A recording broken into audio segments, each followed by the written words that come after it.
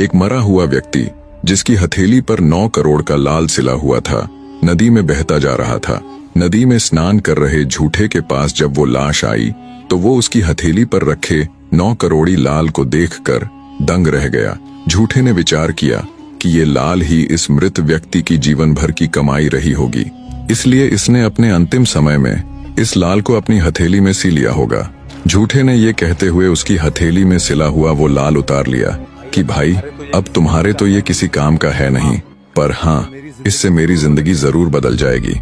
उसने लाल को अच्छे से धोकर नदी किनारे रख दिया। अच्छे से स्नान आदि के बाद उसने अपने कपड़े पहने और वापस चल दिया। वो अभी कुछ दूर ही चला होगा तभी उसे ध्यान आया कि उस लाल को तो वो वहीं भूल आया है। वो तुरंत वापस मुड़ा और दौड़ते हुए उसी जगह पर गया जहां उसने स्नान किया था। देखा तो उसका लाल ज्यों का त्यों वहीं पर रखा था। खुशी खुशी झूठे ने उसे उठाया और विचार किया कि राहगीर की प्रथम बात तो काम आ गई, और एक बार नहीं बल्कि 2-2 बार। अगर मैं मुख्य किनारे को छोड़ आगे जाकर स्नान ना करता तो मुझे ये 9 करोड़ का लाल कैसे मिलता, और अगर मिल भी जाता तो इस भीड़ भाड़ वाले तट पर अब तक कोई ना कोई इसे उठा चुका होता। मन ही मन शुभा छात्र को दुआ देते हुए वो वापस चल पड़ा। चलते चलते उसे रात हो गई तो वो रास्ते में पड़ रहे एक घने जंगल में पेड़ के ऊपर चढ़कर बैठ जाता है। सोचा पेड़ पर जंगली जानवरों से भी सुरक्षा हो जाएगी और उसकी रात भी कट जाएगी। जिस जंगल में झूठा व्यक्ति रुका हुआ था उस जंगल के मध्य एक ठग परिवार रहता था, जिसमें ठग की पत्नी, उसकी एक जवान बेटी और उसका नौजवान बेटा था। जंगल से गुजरने वाले राहगीरों के साथ लूटपाट कर वे अपना जीवन बसर कर रहे थे। ठग की बेटी मायावी शक्तियां जानती थीं, जिनके बूते पर उसने पता लगाया कि जंगल में कोई व्यक्ति आया है और उसके पास 9 करोड़ी लाल है।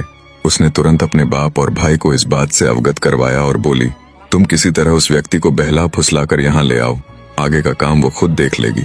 बेटी की बात सुन ठग और उसका बेटा तुरंत जंगल में निकल पड़ते हैं। थोड़ी दूर चले तो देखा एक पथिक पेड़ के ऊपर बैठा हुआ है। ठग बोला, कौन हो तुम?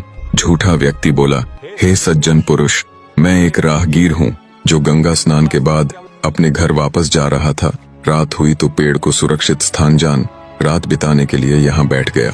झूठे की बात सुन ठग बड़ी मीठी वाणी में झूठे से बोला, हे पथिक, हमारा ठिकाना यहाँ से ज्यादा दूर नहीं है। अगर तुम चाहो तो हमारे साथ आ सकते हो।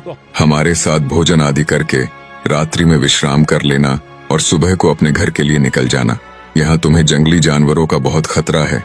झूठे को भी ठग की बात उचित लगी। वो तुरंत पेड़ से उतर आया और उनके साथ साथ जंगल के मध्य बने उनके घर की तरफ चल पड़ा।